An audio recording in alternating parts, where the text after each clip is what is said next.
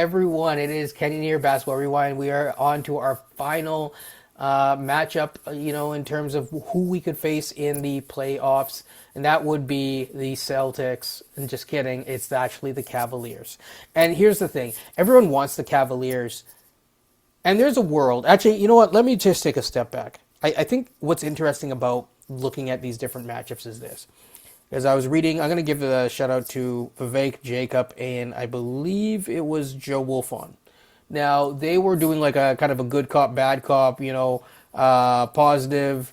One's optimistic, one's pessimistic, and both basically they said that the playoffs will dictate how the Raptors offseason will go, which is true, but they're also basically hinting that if it goes well, that, I don't think that we're one piece away, but they're almost hinting there, and I'm like, I don't think we're quite one piece away, but I agree that if they fight hard, maybe there's a little bit more, here, but I would kind of still shift towards making certain moves. So before we go into the final matchup, like your guys' thoughts on that? I find it hilarious.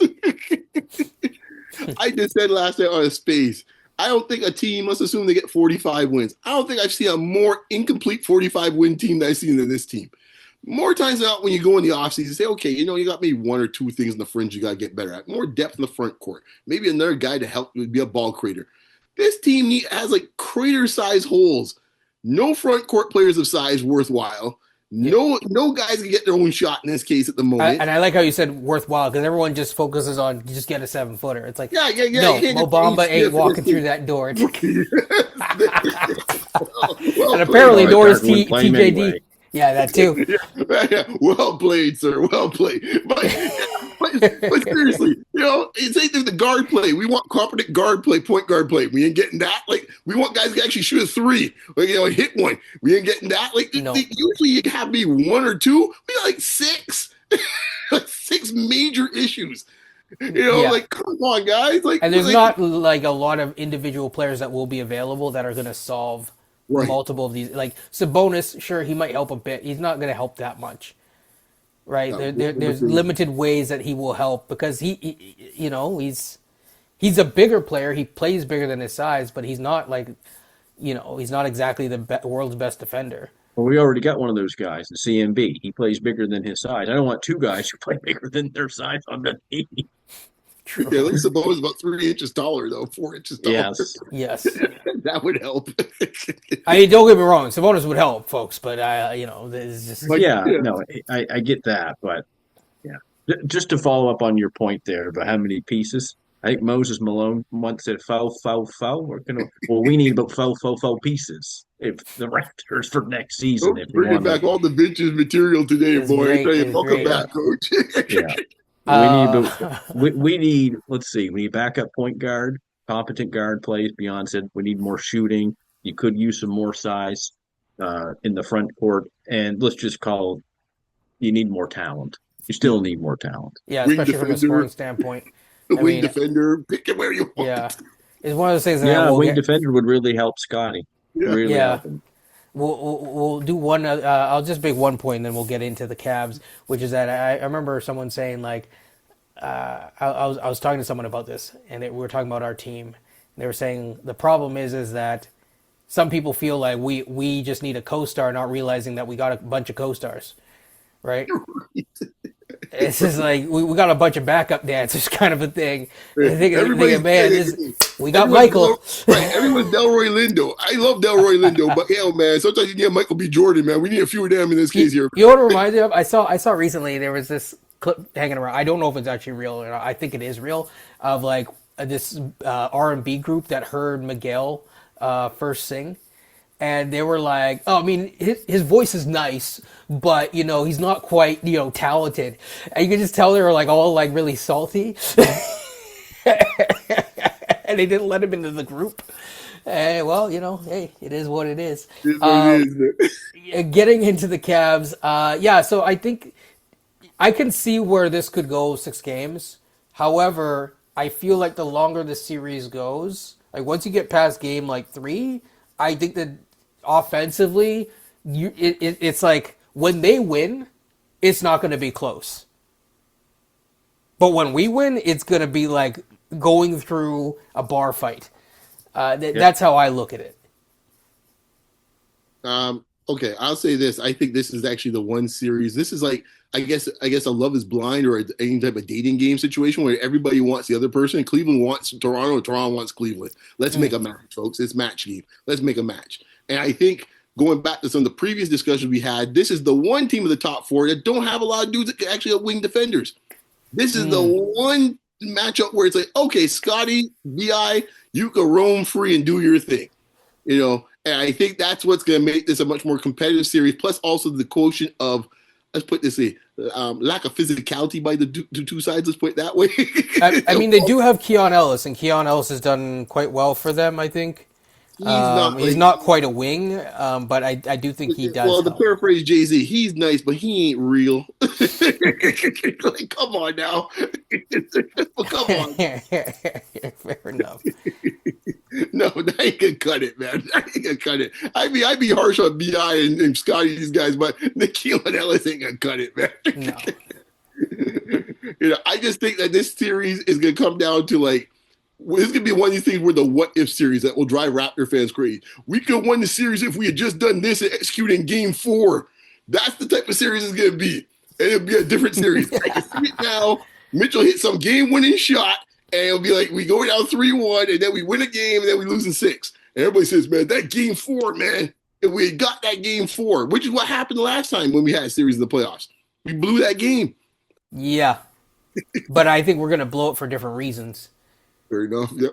Like, I think that one was like Fred going rogue and stuff like that, and then over-relying on certain things, whereas this one, it's like, I just don't think that... Like, I'm sorry, I don't...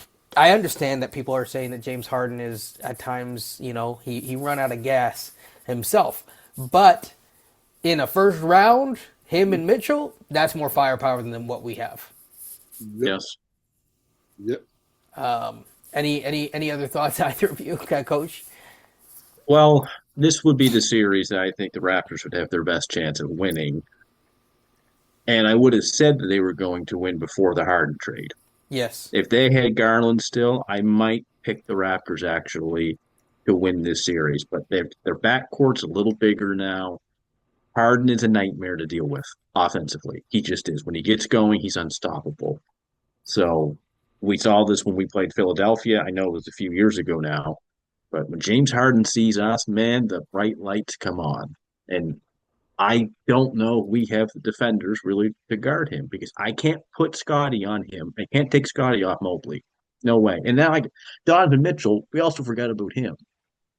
He's the best player of the series, quite honestly. Well, ironically, to Beyond's point, you actually might want to leave Mobley and see if Mobley can step up or not. Exactly. I would beat them. I would put but at the same time, you have Scotty, so it's like, can Scotty step up? Yeah. Like, I would put Scotty on Harden and beat Cleveland, say, run your offense through Mobley. Let's see what that looks like. We'll put RJ on him. Run your offense, see what happens. And let's see how that plays out. I don't think that Darko has the gumption for that, though. No. He can look at his board and stuff like that, and his whiteboard, and say, you know what? The instructions say in the manual that we should do this. So, yeah, no, he won't do that. Oh, it's like that. Darko? It's like that movie where the guy kept saying, Manuel, and then all of a sudden he pulls up the manual. And it's like... This is a series, though. You will need CMB. You're going to need more physicality in this series. I think this is a series he could really do quite well in terms of being able to switch and guard, not just a Mobley, but go off and guard a Mitchell or a Harden, quite honestly. He would definitely be needed in this series. Interesting. Yeah. You picked this series, actually. I think the ones that we've already discussed, I think he's more necessary in those series than this one.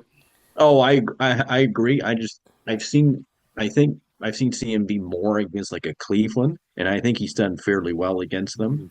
Mm-hmm. And like you said about Mobley's not as physical as CMB is, quite honestly. I think you got to throw some physicality at him.